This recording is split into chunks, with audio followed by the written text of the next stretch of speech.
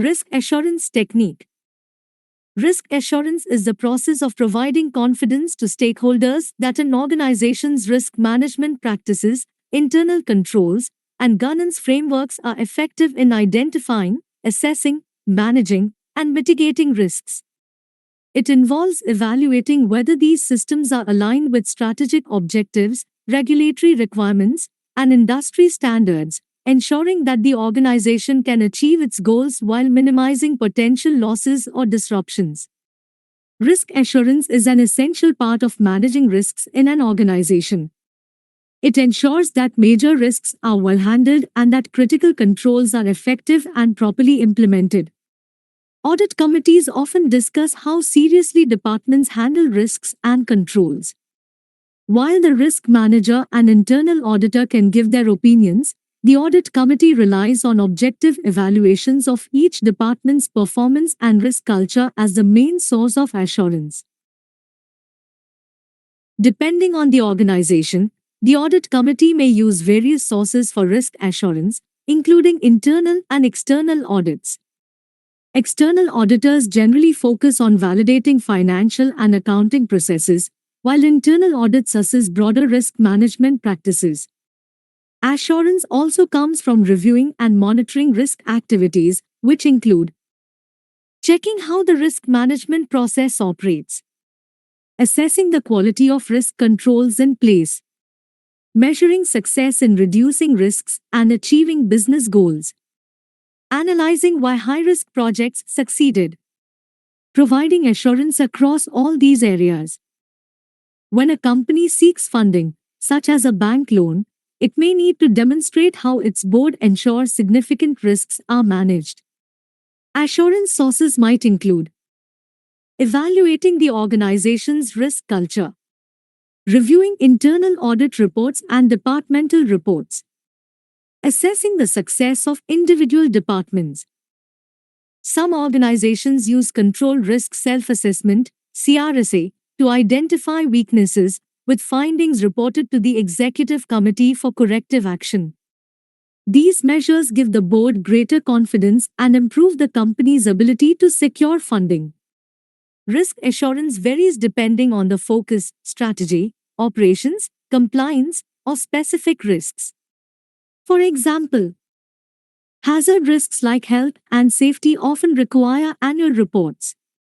Fraud incidents, especially in cash handling organizations, are typically reviewed yearly.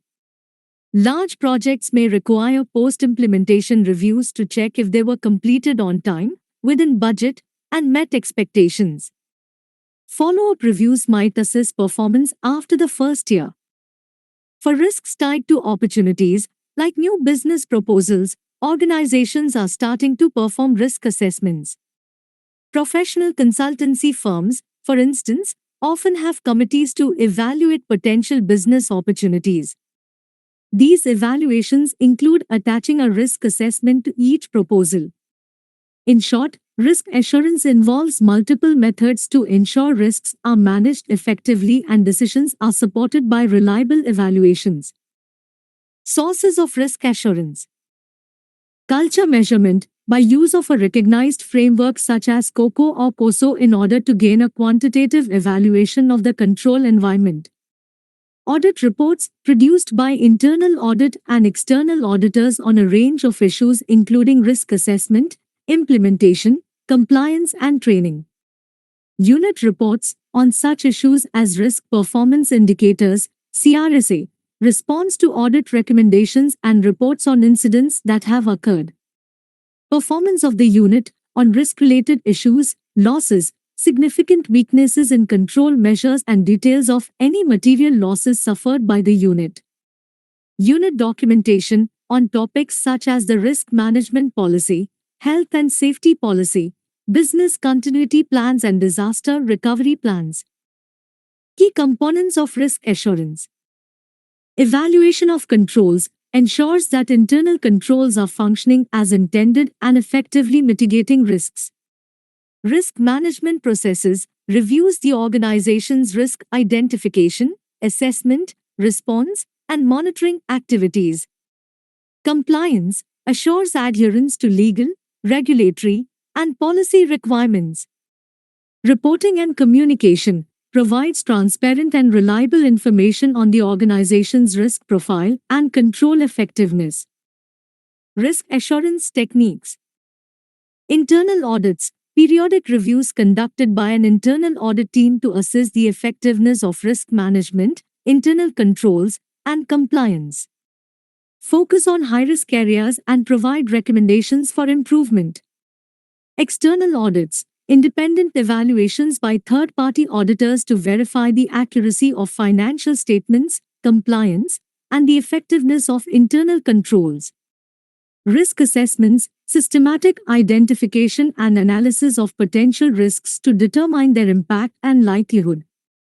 Often includes scenario analysis, SWOT analysis, and risk heat mapping. Control testing. Test specific controls to ensure they are operating as intended. Example, cybersecurity controls, financial controls. Includes both manual and automated control testing. Key risk indicators, CRIS metrics used to monitor changes in risk levels and provide early warning signals of potential issues. Examples include employee turnover rates, system downtime, or financial liquidity ratios. Compliance reviews, assessments of adherence to legal, regulatory, and internal policy requirements. Focus on areas such as data protection, anti-corruption, and industry-specific regulations. Enterprise risk management, ERM, frameworks, use of structured frameworks such as COSO ERM or ISO 31000 to ensure systematic risk management practices. Continuous monitoring, use of technology and analytics to provide real-time insights into risk trends and control effectiveness. Third-party assurance, reviews of third-party service providers or supply chains to ensure their risk management and compliance align with organizational standards. Control self-assessments, CSA, a collaborative process where business units assess their own risks and controls. Encourages ownership and accountability for risk management. Purpose of risk assurance. Building stakeholder confidence, demonstrates that risks are being managed effectively. Enhancing decision-making, provides reliable information for strategic and operational decisions.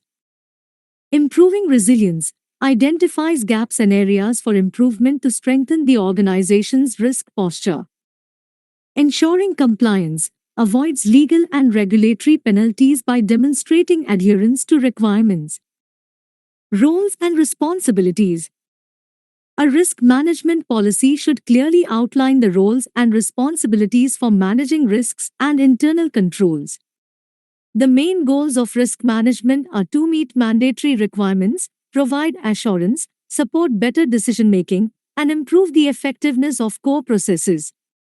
When assigning responsibilities, it's important to consider key risks and separate roles for setting strategy, designing controls, auditing compliance. For example, a head office might decide the level of security needed for the organization.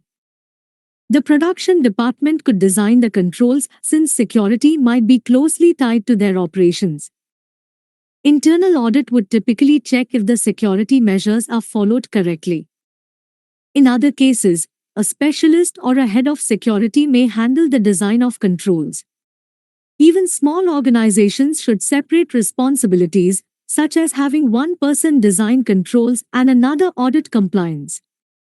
For instance, in a small charity, a non-executive board member might review financial controls to ensure they are effective and efficient. The risk manager's role is to guide and facilitate these efforts, such as organizing workshops to identify risks like fraud and assigning responsibilities for managing them. However, the risk manager should not implement controls or audit compliance. Their focus should be on evaluating the effectiveness of controls and suggesting improvements. Adding value through internal audits. Internal audits provide value by identifying areas for improvement and ensuring controls are effective.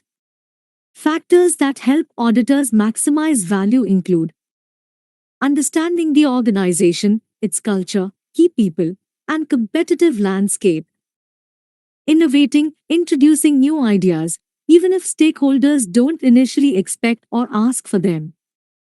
Adapting, exceeding stakeholder expectations by tailoring to the organization's needs. Knowing best practices, staying updated on what the auditing profession considers valuable. While the first three factors involve skills and personal qualities, keeping up with industry best practices is an ongoing challenge for auditors. Audit committees. An increasing number of organizations are setting up audit committees to oversee key aspects of governance, risk, and compliance. These committees are typically composed of non-executive directors, with senior executive directors attending meetings as needed. A non-executive director, often referred to as the lead non-executive director, chairs the committee, though this role is usually separate from that of the non-executive chairman. The audit committee holds a unique position within the organization. It is not considered a subcommittee of the board but has the authority and independence to evaluate all organizational activities, including those of the board itself. While the audit committee is often seen as the guardian of compliance, its scope extends far beyond ensuring legal and regulatory adherence. The board of directors retains responsibility for the organization's governance and risk management, including overseeing the first and second lines of defense. In contrast, the audit committee focuses on evaluating governance standards, ensuring adequate attention to risk management, and seeking assurance on compliance levels. This responsibility also includes reviewing the governance arrangements of the board itself, ensuring that all strategic, operational, and compliance-related matters are appropriately addressed. In large organizations, specialized committees such as the Nominations Committee and the Remuneration Committee handle specific responsibilities like senior appointments and the design of pay structures. These committees, often made up of both executive and non-executive members, report to the board. However, the presence of these committees does not diminish the audit committee's role. The audit committee assesses the effectiveness of the board as a whole, including its subcommittees, while maintaining its position as the ultimate monitor of governance, risk, and compliance across the organization. The audit committee's responsibilities include ensuring that significant risks are correctly identified and that critical controls are implemented effectively. Although the committee does not manage risks or implement controls directly, it validates the adequacy of the risk management processes and seeks assurance on their effectiveness. It also oversees the organization's internal control system, which encompasses financial and operational controls designed to ensure efficiency, effectiveness, and compliance with laws and regulations. By fulfilling these duties, the audit committee provides the organization with a robust mechanism for ensuring accountability and enhancing stakeholder confidence. Responsibilities of the audit committee. External audit. Recommend the appointment and reappointment of external auditors. Review the performance and cost effectiveness of the external auditors. Review the qualification, expertise and independence of external auditors. Review and discuss any reports from the external auditors. Internal audit. Review internal audit and its relationship with external auditors. Review and assess the annual internal audit plan. Review promptly all reports from the internal auditors. Review management response to the findings of the internal auditors. Review activities, resources and effectiveness of internal audit. Financial reporting. Review the annual and half-year financial results. Evaluate annual report against requirements of the governance code. Review disclosure by CEO and CFO during certification of annual report. Regulatory reports. Review arrangements for producing the audited accounts. Monitor and review standards of risk management and internal control. Develop a code of ethics for CEO and other senior management roles. Annually review the adequacy of the risk management processes. Receive reports on litigation, financial commitments, and other liabilities. Receive reports of any issues raised by whistleblowing activities. Risk management outputs. Risk management and internal audit should focus on the results of the risk management process and the desired impact on the organization. Risk management aims to increase the likelihood of achieving organizational goals, which aligns with the purpose of internal audit. Together, their efforts contribute to improve performance in 4 key areas: strategy, tactics, operations, and compliance, STOC.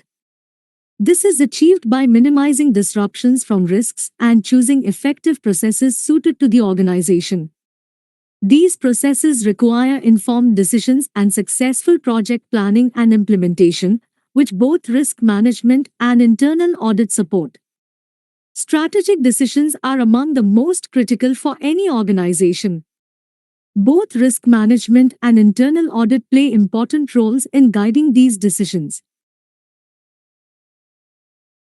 For instance, risk management ensures that risk assessment workshops address strategic concerns, while internal audit evaluates the quality of the processes used to make these decisions. By working together, they help create strategies that are both effective and efficient. The key outcomes of risk management and internal audit include meeting legal obligations, providing assurance, supporting decision-making, and ensuring the organization's processes are effective and efficient. Made 2. Collaboration between the two functions is crucial for achieving these goals. However, it's important to maintain the independence of internal audit from executive management. This independence ensures internal audit can objectively evaluate processes without becoming overly involved in the day-to-day management of risks. Control risk self-assessment. Internal audit teams often use a process called self-certification of controls in addition to performing physical audits. In this process, local senior management regularly, often yearly, submit a report confirming the level of risk assurance achieved in their department. This approach, known as Control Risk Self-Assessment (CRSA), is usually completed electronically or via the organization's intranet. The CRSA questionnaire is typically designed based on established internal control frameworks, such as COCO, or guidelines like the UK Financial Reporting Council's 2014 Risk Guidance. These self-assessments not only confirm adequate internal controls and risk assurance but also highlight significant weaknesses in controls. This information helps internal auditors identify areas where additional controls might be necessary. The CRSA return may also require details of any major control failures that have occurred. To ensure consistency, the organization provides a benchmark to identify what constitutes a material failure. This benchmark is usually stricter than the one used by external auditors. For instance, if the external materiality threshold is set at £1 million, the CRSA process might require departments to report any control failure resulting in a loss of over £100,000. An organization's approach to control risk self-assessment, CRSA, should focus on ensuring it is a systematic, collaborative, and transparent process that strengthens internal controls and enhances risk management practices. For example, the executive has recommended the use of an annual Control Risk Self-Assessment (CRSA) exercise to be conducted by internal audit as part of the annual review of corporate governance. Each year, a sample of the governance policies will be chosen by the governance panel for inclusion in the CRSA exercise. Policy custodians will be required to help formulate questionnaires and report back on the feedback received from services to internal audit. The findings from the CRSA exercise together with the assessment of compliance against each of the supporting principles and work carried out by internal audit in accordance with the annual audit plan will be drawn together into the annual governance statement for review by the governance panel, the audit committee and the executive committee. Here is how the organization should approach CRSA. Monitor and improve. The organization should regularly review and refine the CRSA process based on feedback, changing risks, and evolving best practices. Continuous improvement ensures the process remains effective and relevant.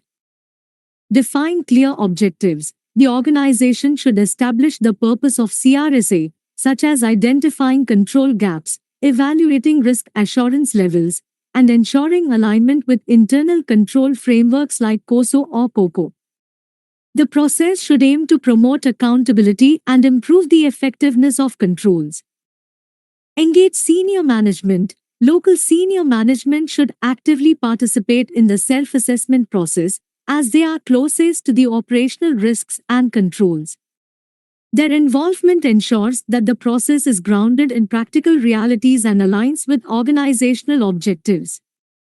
Develop a comprehensive questionnaire. The CRSA process should use a well-structured questionnaire based on relevant internal control frameworks.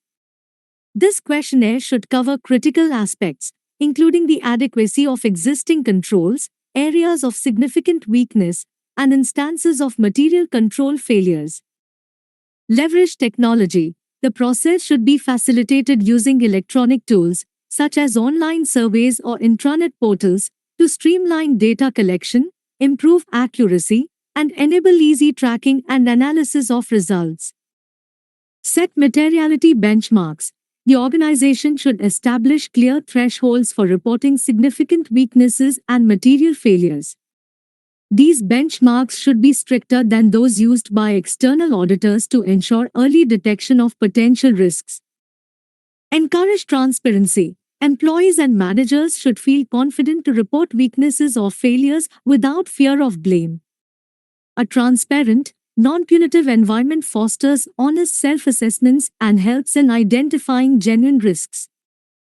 Analyze and act on findings. The results of CRSA should be reviewed systematically by internal auditors to pinpoint areas requiring additional controls or improvements.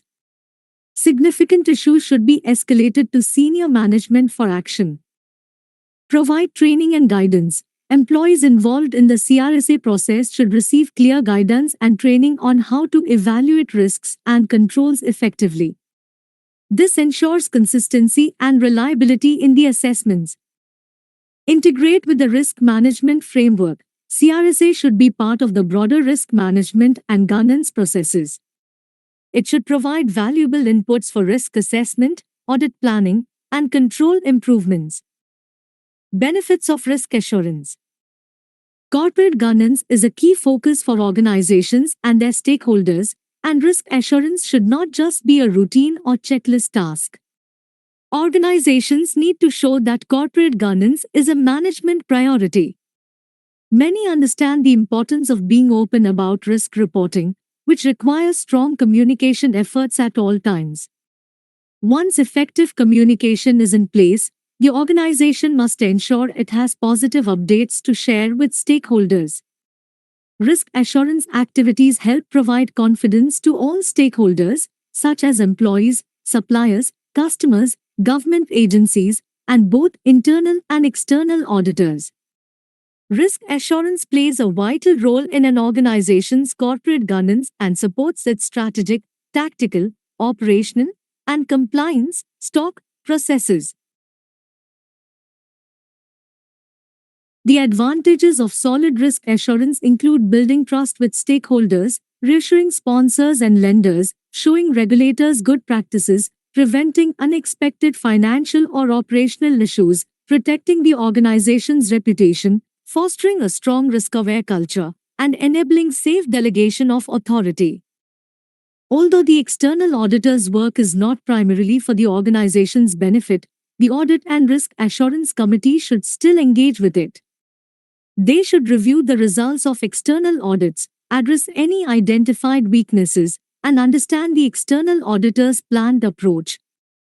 The committee should also examine how well the external auditor works with internal audit to improve overall efficiency, reduce unnecessary duplication, and enhance assurance.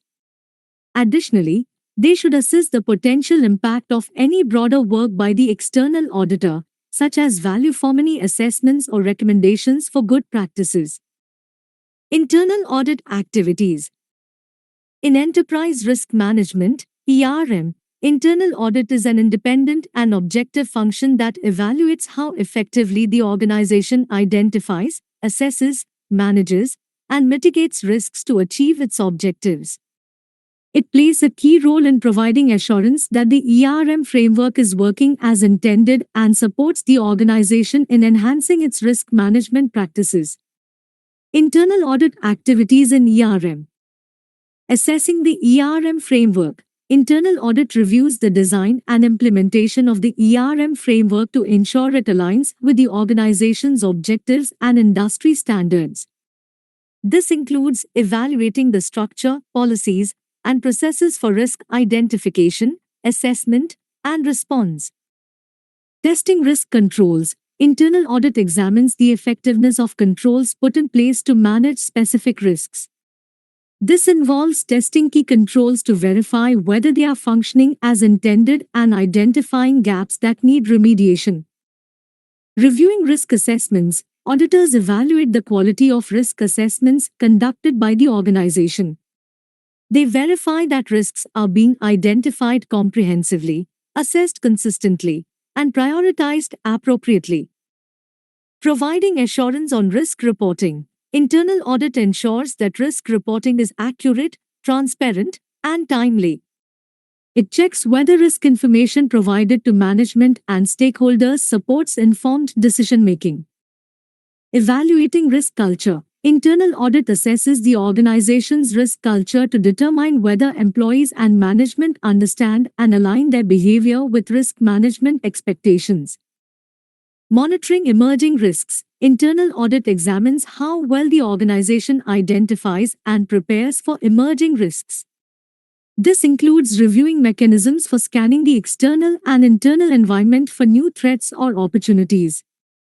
Supporting decision-making. While maintaining independence, internal audit provides insights and recommendations to improve the organization's risk management practices, contributing to better decision-making and strategic alignment. Auditing risk governance. Internal audit reviews the roles and responsibilities of the board, risk committees, and management to ensure accountability and oversight in the ERM process. Collaborating with other assurance providers. Internal audit coordinates with external auditors, compliance teams, and other assurance functions to optimize efforts, reduce duplication, and provide comprehensive assurance over the risk management process. Continuous improvement of ERM. Internal audit identifies opportunities to enhance the ERM process by recommending improvements in policies, frameworks, and practices based on its findings and industry best practices. Risk management and internal audit need to work closely together, though their specific roles will depend on the organization's type, size, and nature. This relationship is crucial because effective risk management relies on 4 key outcomes, known as MADE2, meeting mandatory requirements from laws, customers, and standards, providing assurance to management and stakeholders, enabling informed decision-making, and ensuring effective and efficient core processes across the organization. To achieve these outcomes, cooperation among all stakeholders, including risk management and internal audit, is essential. Risk assurance activities and the significant role of internal audit are explored further in related chapters.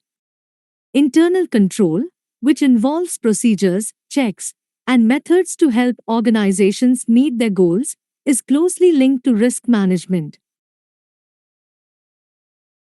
In larger organizations, internal audit often evaluates these controls, and in some cases, external firms may handle the internal audit function. Although internal audit and risk management have distinct roles, they share common interests. Risk management is typically an executive function, managed by senior executives, with the Risk Management Committee often chaired by a board-level executive. Internal audit, on the other hand, focuses on risk assurance, a responsibility overseen by a non-executive audit committee in larger organizations. Since internal auditors validate the effectiveness of controls and procedures for managing risk, they should remain independent and not take on executive tasks like designing or implementing risk control measures. A good system of internal control helps reduce risks but cannot completely prevent issues like poor decision making, human mistakes, employees bypassing controls, management overriding rules, or unexpected events. Such a system offers reasonable confidence, though not a guarantee, that a company can achieve its business goals and operate smoothly and lawfully under foreseeable conditions. However, it cannot completely protect against failing to meet objectives, significant errors, losses, fraud, or violations of laws or regulations. Role of internal audit. To successfully implement an enterprise risk management ERM initiative, several activities are essential and fall under the responsibility of the Internal Audit Department. These activities include reviewing how key risks are managed, evaluating how those risks are reported, and assessing risk management processes. Key tasks also involve setting the organization's risk appetite, establishing risk management processes, and making decisions on how to respond to risks. Internal audit can be involved in certain activities, such as helping to identify risks, coordinating ERM efforts, developing the ERM framework, and supporting the establishment of ERM, as long as appropriate safeguards are in place. This division of responsibilities supports the three lines of defense model, where management handles the first line, risk management specialists handle the second, and internal audit manages the third. An important task of the audit department is setting audit priorities, especially when it comes to testing controls in relation to risk management. While risk management professionals are good at assessing risks and recommending appropriate controls, the internal auditor's role is to test and ensure those controls are properly implemented and effective. The goal is to confirm that the intended level of risk has been achieved. If controls are found to be ineffective, they must be improved. Although risk management and internal audit can discuss and facilitate control issues, it is up to the line management to make the final decisions about controls and their effectiveness. Core internal audit roles in regard to ERM. Giving assurance on the risk management processes. Giving assurance that risks are correctly evaluated.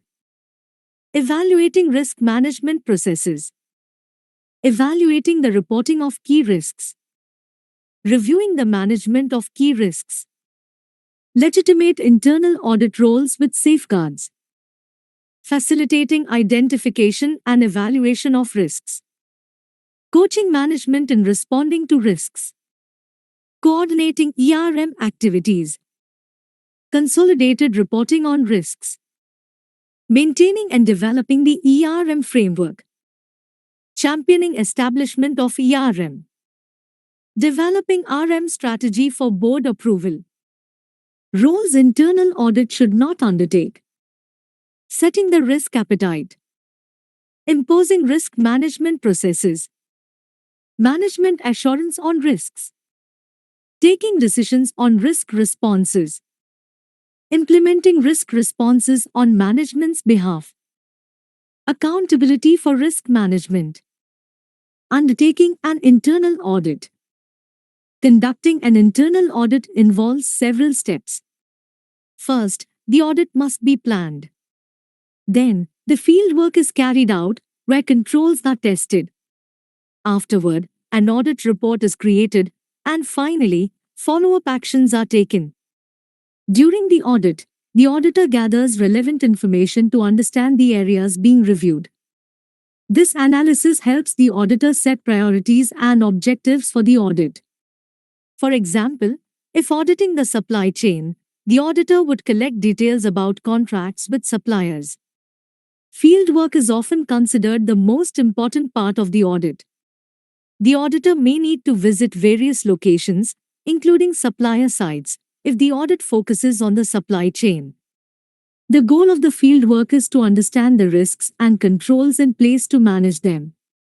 The auditor will test these controls to check their efficiency and effectiveness through discussions with managers and staff, as well as observing operations.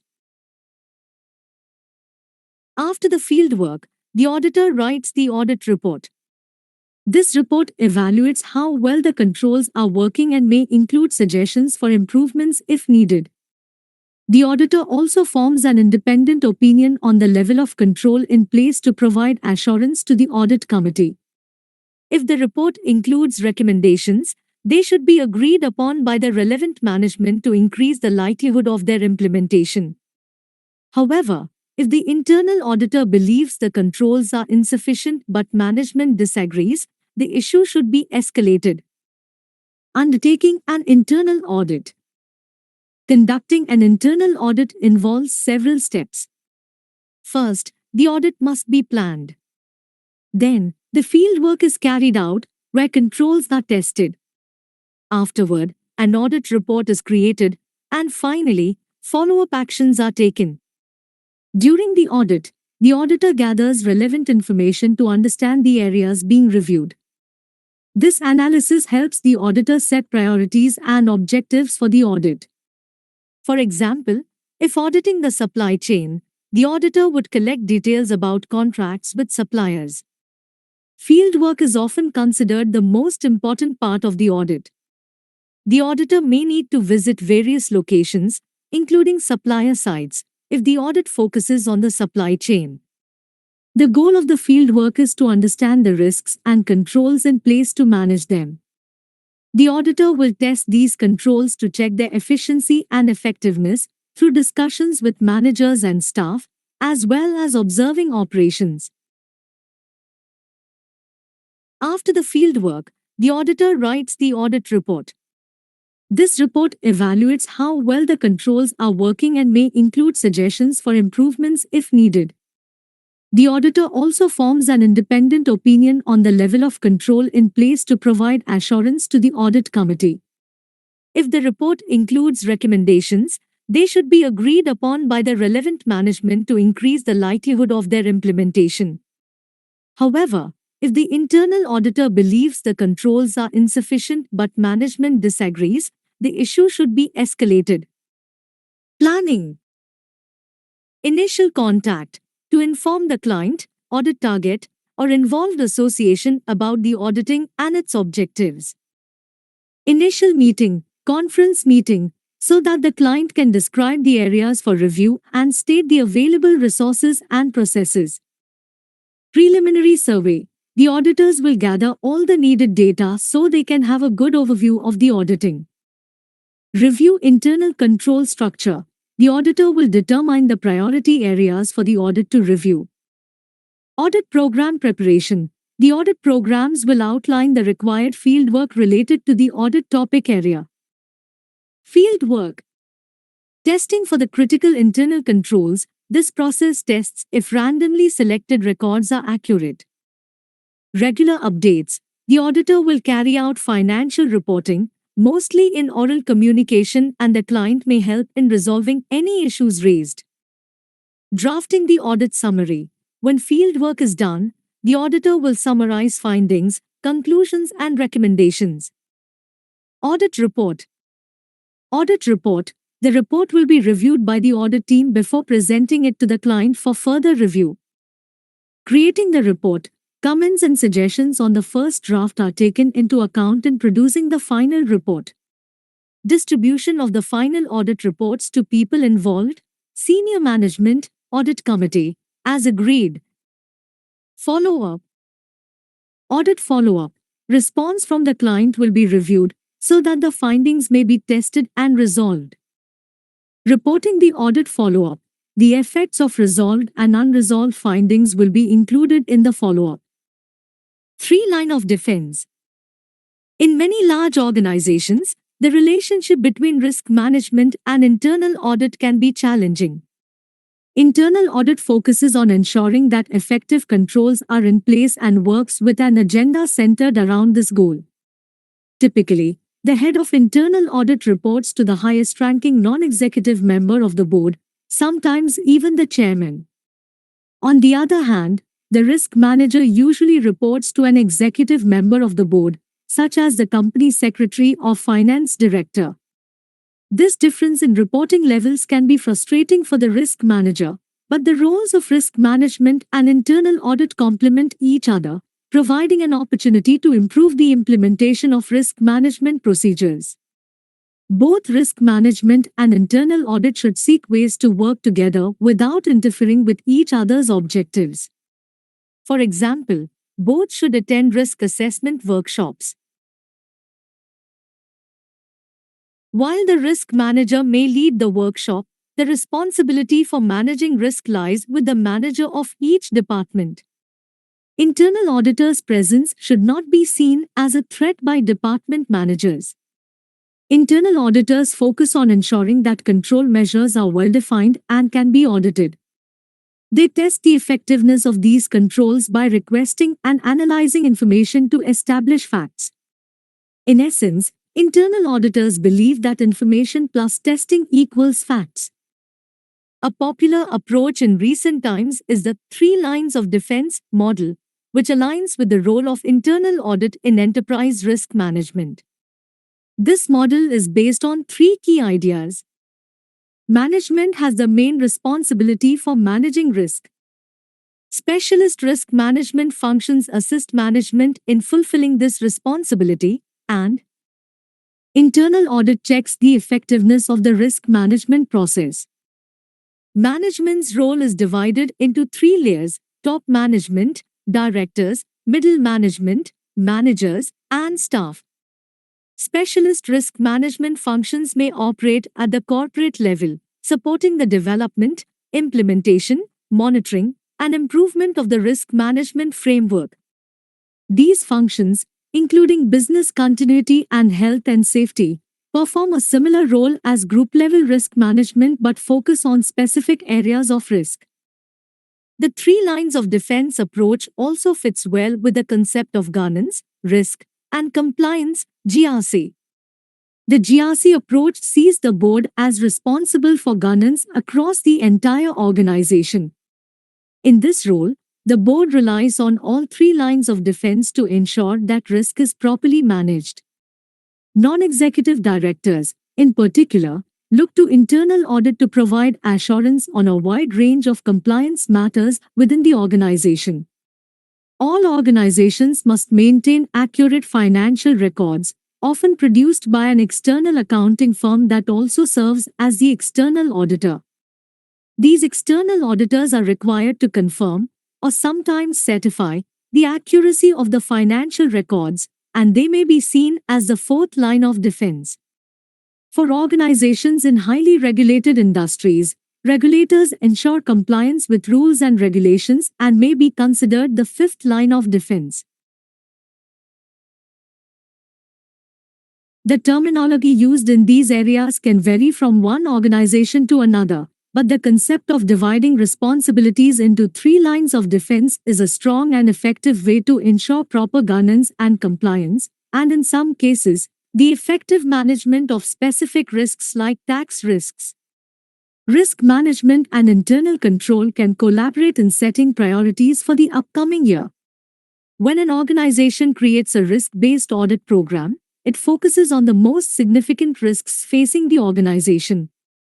The board may want both risk management and internal audit to work together to help make better strategic decisions, deliver projects more successfully, and improve efficiency in key processes. There are both advantages and disadvantages to having a close working relationship between risk management and internal audit.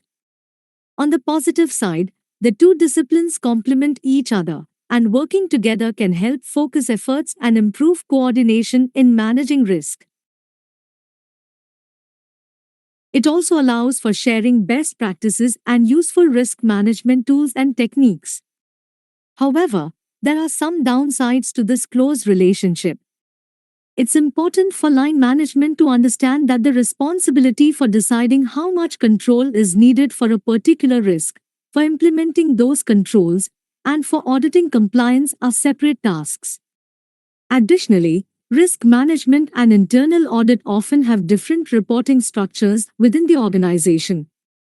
Lastly, internal audit values its independence, and getting too involved in risk management decisions could jeopardize that independence. To implement a risk-based audit program, internal audit should participate in risk assessment workshops, and risk management and internal audit should create a joint annual work plan. The goal is to make sure that the control measures discussed in risk assessments are clearly documented in the risk register as auditable controls, and that managers are aware of and meet their control responsibilities. The three lines of defense is a concept that is becoming more popular in risk management. It is now widely used in financial services and is starting to be adopted in other areas, often through public sector procurement rules. However, it hasn't yet been fully applied to risk management. Managing risk involves having clear roles and responsibilities for tasks like data management, transaction processing, gathering information, verifying it, and escalating issues when necessary. Here is how the three lines of defense. First line, this involves having the right people who understand the core business processes. These people ensure that information is gathered and processed accurately. Second line, this is about monitoring the processes regularly. It includes creating frameworks and guidelines that the tax and finance teams work on together. These help in spotting problems early and identifying weaknesses in the process. Since people can make mistakes, these measures help catch them before they become bigger issues. Third line, this provides independent assurance that the processes is working well through internal and external audits. Internal auditors should understand tax risks, and core processes should be open to audits, as it's better to have internal auditors find mistakes than to deal with the authority finding them later. 5 lines of assurance. There has been a lot of discussion about how the 3 lines of defense model works. For example, in an organization using this model, head office functions may play a role in multiple lines of defense. These functions, such as treasury, might be part of the first and second lines, and sometimes even the third line. In a large company, the treasury function manages the organization's treasury needs as part of the first line. It also helps decide the strategy and tactics for the organization. In some cases, the internal audit team does not review the treasury function, so external auditors take on this responsibility. One issue with the 3 lines of defense model is that it works well for operational risks and compliance risks, but it doesn't address the upside of risk, such as identifying missed opportunities. As a result, the work of risk management and internal audit may not cover all aspects of enterprise risk management. Another point is the role of the board of directors. The board provides assurance but is not usually considered a line of defense. The board both receives and gives assurance, including from external sources like external auditors. While the 3 lines of defense model is well established, some organizations extend it to 5 lines of defense by including external auditors as the 4th line and regulators as the 5th line.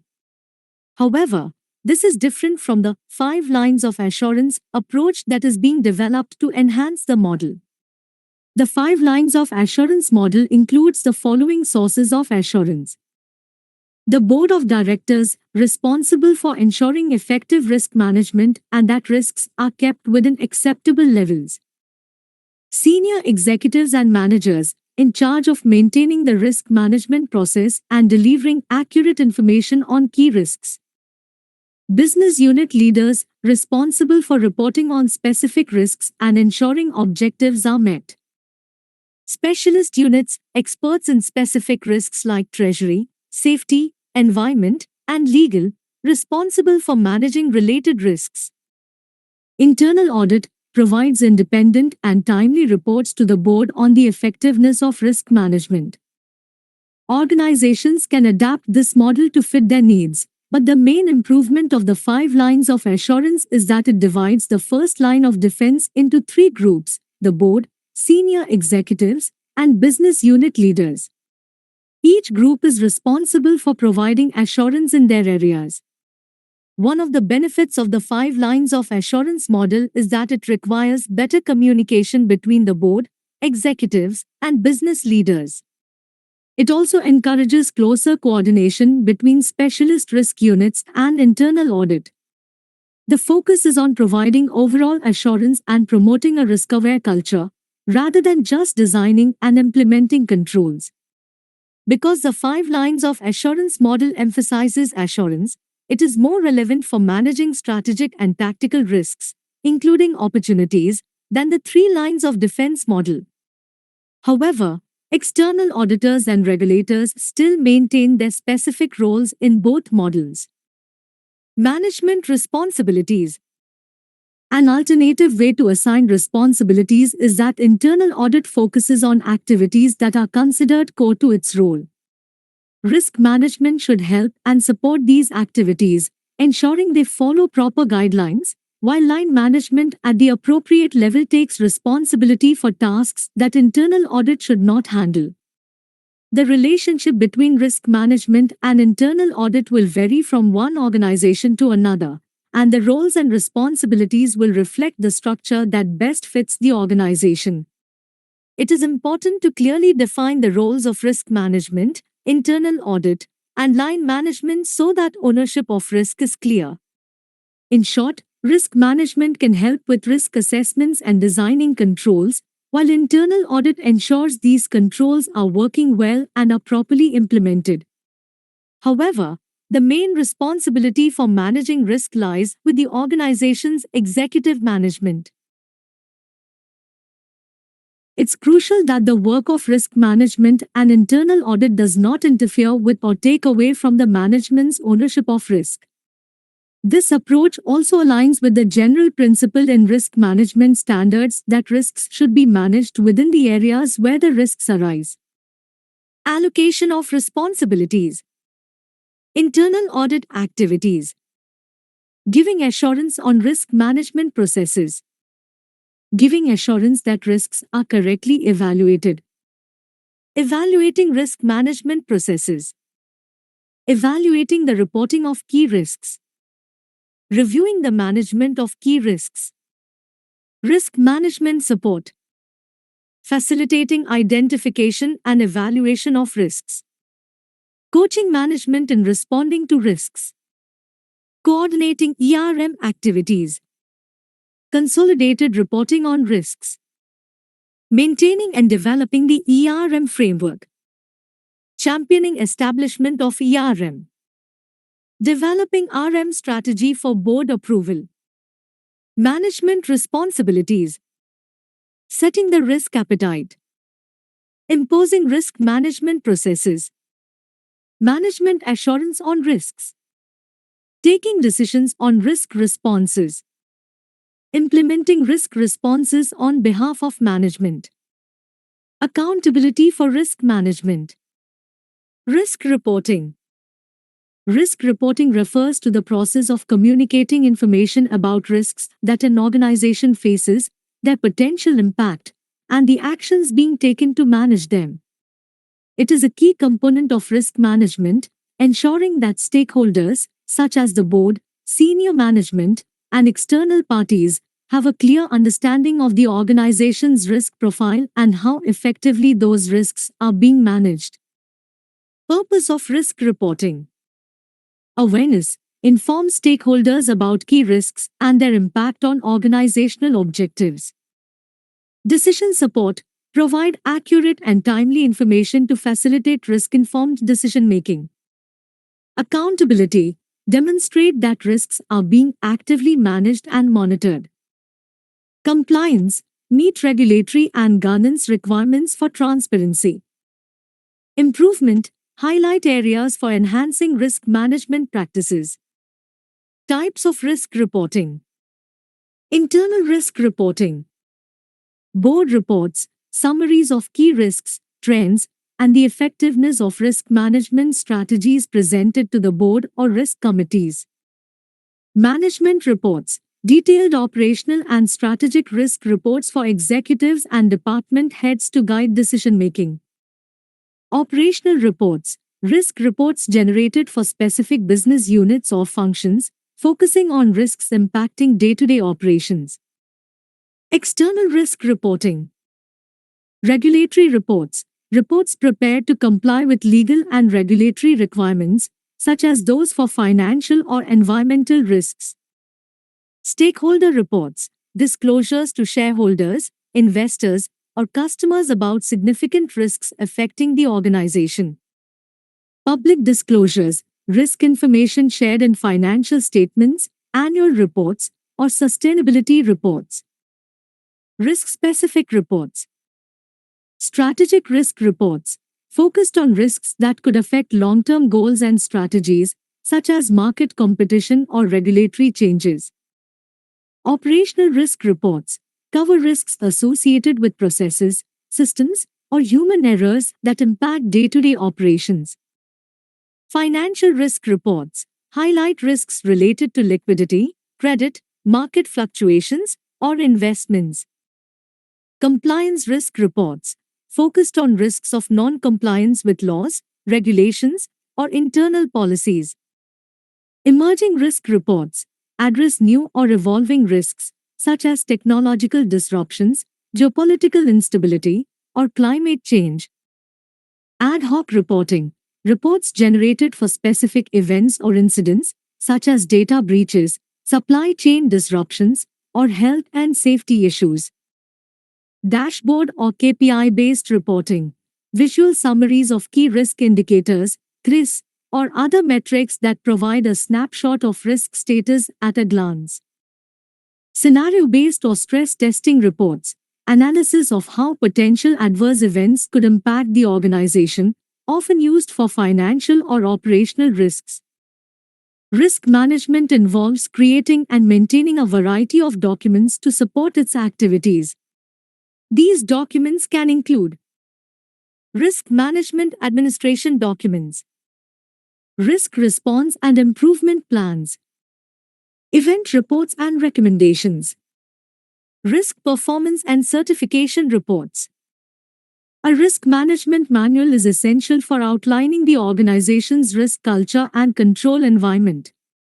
It usually includes established procedures for risk management, action plans, like those in the risk register, incident reports and recommendations for improvement, performance reports showing how risks are managed.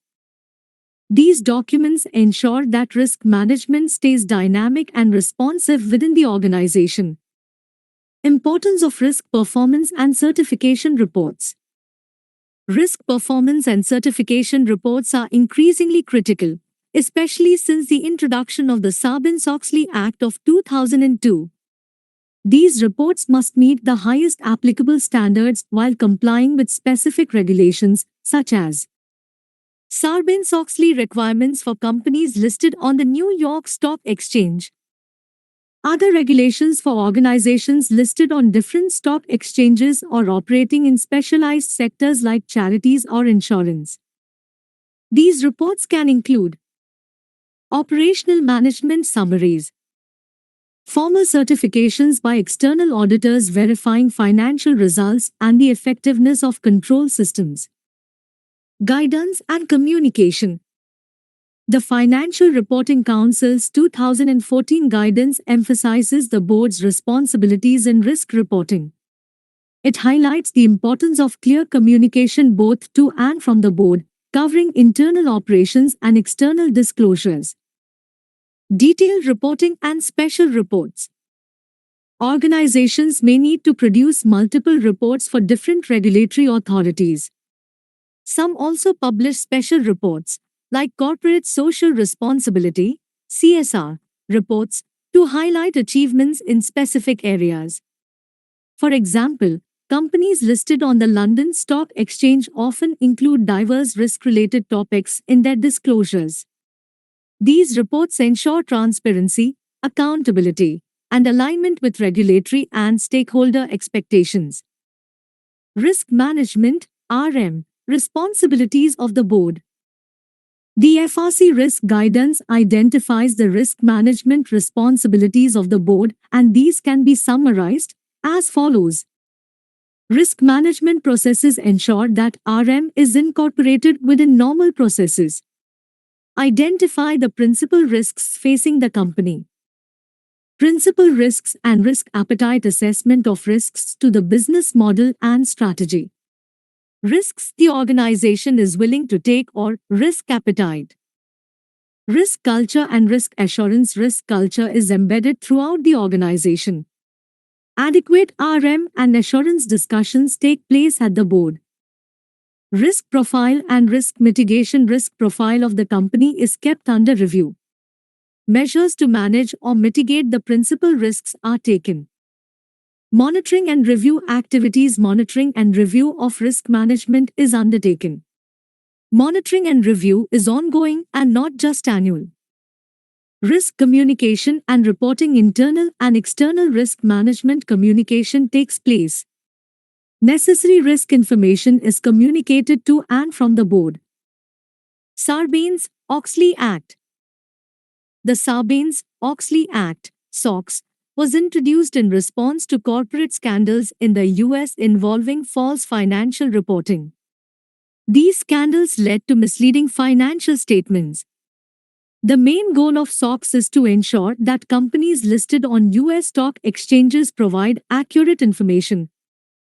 Key requirements of SOX. Accurate reporting. SOX requires companies to have controls ensuring all reported information is accurate. Validation of data. Under Section 302, all company data must be validated to prevent errors or fraud. Detailed risk assessment. Companies must analyze risks that could lead to financial misstatements and establish strict processes for preparing financial statements. External audit attestation. As per Section 404, external auditors must review and confirm the accuracy of financial statements and the effectiveness of financial reporting systems. Framework for compliance. Companies must use an approved risk management framework, such as the COSO Internal Control Framework, to meet SOX requirements. COSO's ERM framework also covers these controls, helping organizations ensure accurate financial reporting. SOX applies to US-based companies and their subsidiaries worldwide. It also applies to foreign companies listed on US stock exchanges. Disclosures Committee. Many companies establish a disclosures committee to review and validate all information disclosed. This committee ensures compliance with SOX and has become a standard part of corporate governance, even for non-US companies affected by SOX rules. Challenges and criticism. Cost and complexity. Compliance with SOX is expensive and time-consuming, especially the detailed audits required. Effectiveness. Critics question whether SOX has improved the accuracy of financial reports and note that its focus is on reporting accuracy rather than broader risk management practices. Despite its challenges, SOX has become a key framework for ensuring financial transparency and accountability in global organizations. CEOs across the US see the Sarbanes-Oxley Act as a reactionary law that is overly burdensome. However, they still identify improper accounting practices as the top ethical issue in business today. A survey by Georgia State University, involving nearly 300 CEOs from private and public companies, revealed the following. Most CEOs believe the Sarbanes-Oxley Act has helped restore public and investor trust in corporate America. Despite this, they feel the law has not improved ethical standards within their organizations. Many also think the act was an overreaction to the unethical actions of a few executives and consider it unnecessary and overly demanding. Risk reports by U.S. companies. Companies listed on U.S. stock exchanges must provide detailed disclosures about potential risks. These reports focus on future risks rather than past incidents and are included in periodic filings like Form 10-K or Form 20-F. It's common for these risk factor sections to span 3 to 10 pages. These sections often begin with a statement like, important factors that may cause future financial difficulties include, but are not limited to, followed by a detailed list of risks, such as regulatory changes, market competition, economic conditions, customer loss, fluctuating fuel costs or currency rates, disruptions due to employee strikes, illness, or technology failures, compliance with laws and tax changes, impacts of weather, environmental regulations, and Sarbanes-Oxley costs. Each risk is typically explained further, with up to half a page of detail for each item.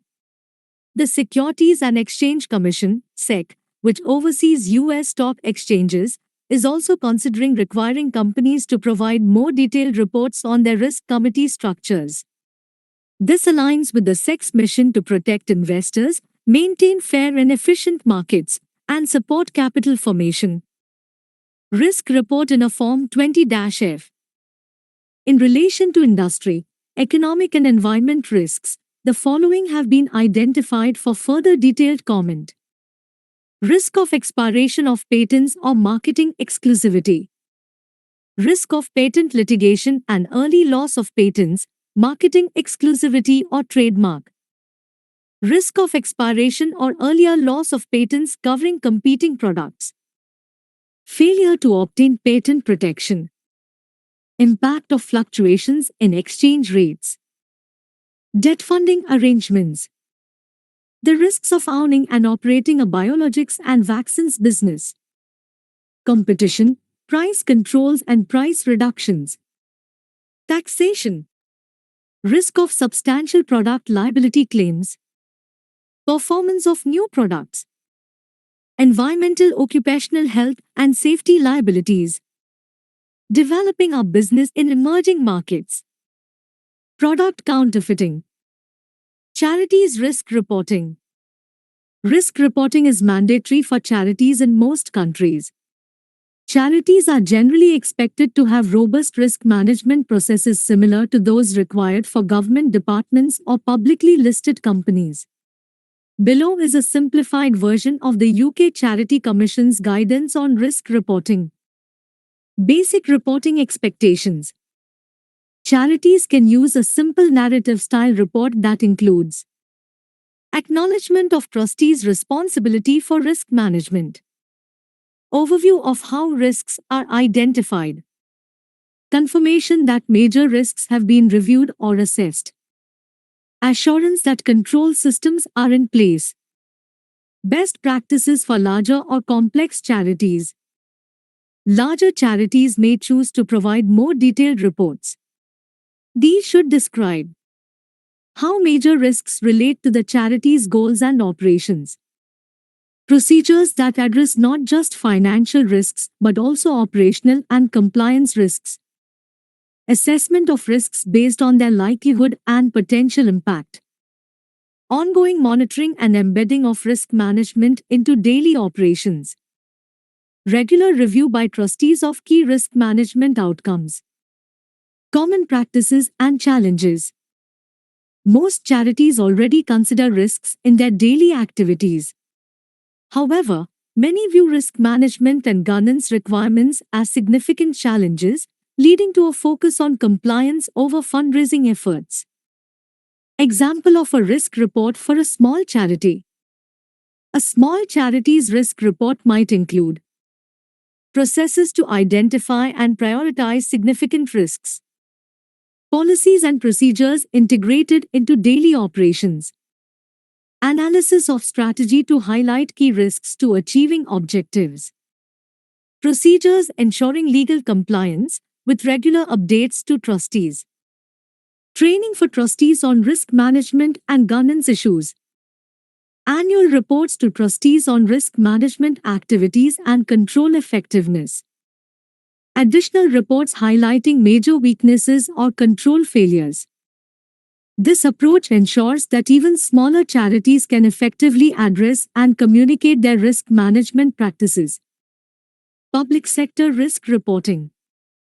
Risk management is mandatory for government departments and public sector organizations in most countries. Many government bodies provide detailed information about their risk management processes on their websites, which can be a valuable resource. However, these reports often do not include details about risk reporting to external stakeholders, as the information is already publicly accessible. The UK government has outlined key principles for risk reporting, including openness and transparency, involvement, proportionality, evidence-based decision-making, responsibility. Government organizations often provide detailed explanations of their internal risk reporting processes. For example, a typical report from a UK local government authority might include monitoring of all strategic risks through quarterly risk review meetings, forwarding of reports from these reviews to the Executive Committee twice a year, including the strategic risk register in the annual strategic plan submitted to the full council, service-specific risks being managed within service group plans and monitored through directorate performance reviews, regular updates on these service risks provided to relevant council members twice a year. This structured approach ensures transparency and accountability in managing and reporting risks within public sector organizations. Government risk reporting principles. Openness and transparency. The government will be open and transparent about its understanding of the nature of risks to the public and about the process it is following in handling them. Involvement. The government will seek the wide involvement of those concerned in the decision process. Proportionality. The government will act proportionately and consistently in dealing with risks to the public. Evidence. The government will seek to base decisions on all relevant evidence. Responsibility. Government will seek to allocate responsibility for managing risks to those best placed to control them. Government report on national security. Governments have become more open about security threats in recent years, which is a significant improvement in risk communication. Many governments conduct national security threat assessments and share the findings publicly. For instance, the UK government published the National Security Strategy of the United Kingdom in 2011, followed by the National Risk Register from the Cabinet Office. These reports detail threats to national security, including natural events, extreme weather, coastal and river flooding, and outbreaks of human or animal diseases, major accidents, industrial and transport-related incidents, malicious attacks, targeting crowded areas, infrastructure, transportation systems, and electronic networks, including potential nuclear or unconventional attacks. The reports also explain the measures in place to reduce these risks and analyze broader factors driving changes in risk levels, such as political dynamics, climate change, competition for energy resources, poverty, inequality, and governance issues, globalization in economics, technology, and demographics. This risk assessment highlights how deeply risk management is integrated into national government operations, showing its recognition at the highest levels. Using a risk attitude framework, the UK government seems confident in managing certain risks, like transport accidents, cyber attacks, and animal diseases. However, it is more cautious about risks such as industrial accidents, attacks on infrastructure, and severe weather. The government is especially concerned about coastal flooding and attacks on crowded places while identifying pandemics as a critical threat to national security. Protecting national security had become far more complex than a century ago when governments primarily focused on land and sea defense.